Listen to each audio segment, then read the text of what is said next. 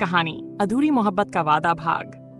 मुलाकात उत्तर प्रदेश के एक छोटे कस्बे में रहने वाला आर्यन एक साधारण लेकिन होनहार लड़का था। उसकी जिंदगी किताबों और सपनों में सिमटी रहती थी। उसका सपना था कि वह इंजीनियर बने और अपने परिवार को गरीबी से बाहर निकाले।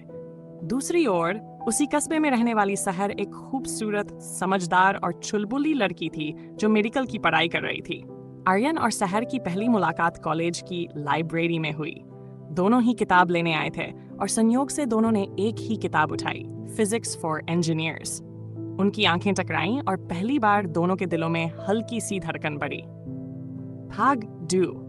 दोस्ती का सफर धीरे धीरे। लाइब्रेरी की मुलाकातें कॉफी शॉप तक पहुंच गई।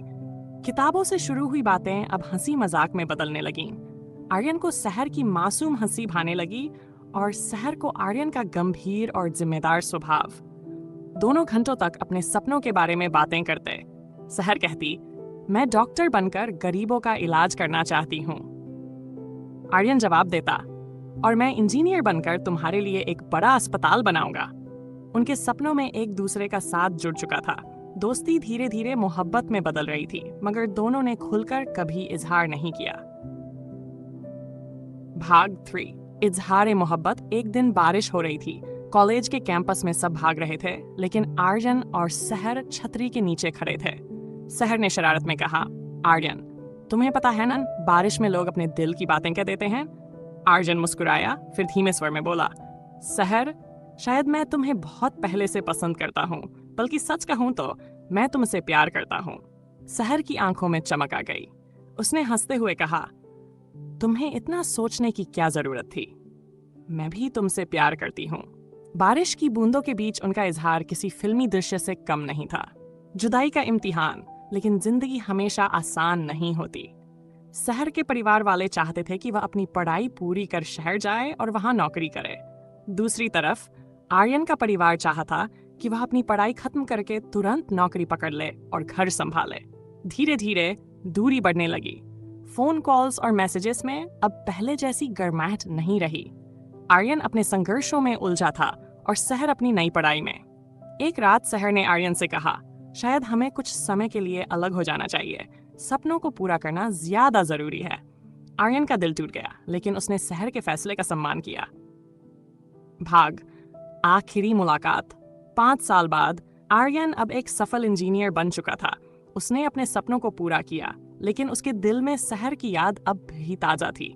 एक दिन अचानक उसे खबर मिली कि सहर अपने शहर के अस्पताल में काम कर रही है। हिम्मत जुटाकर वह उससे मिलने पहुंचा। सहर को देखकर उसकी आंखें भर आईं। वह पहले से भी ज्यादा खूबसूरत और आत्मविश्वासी लग रही थी। आर्यन ने धीरे से कहा, सहर, मैंने अपना वादा निभाया, अब तुम्हारी बारी है। सहर की आंखों से आंसू बह निकले।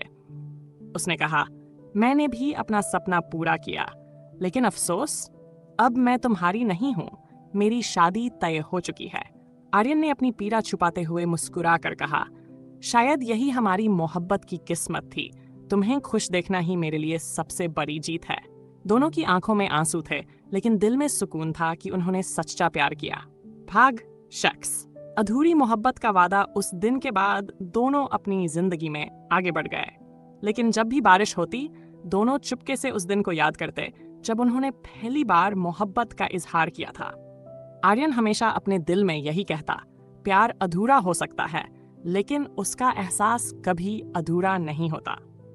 और सहर भी हर मरीज का इलाज करते हुए आर्यन को याद करती, क्योंकि वह जानती थी कि उसके सपनों की उड़ान में आर्यन का हाथ हमेशा रहेगा।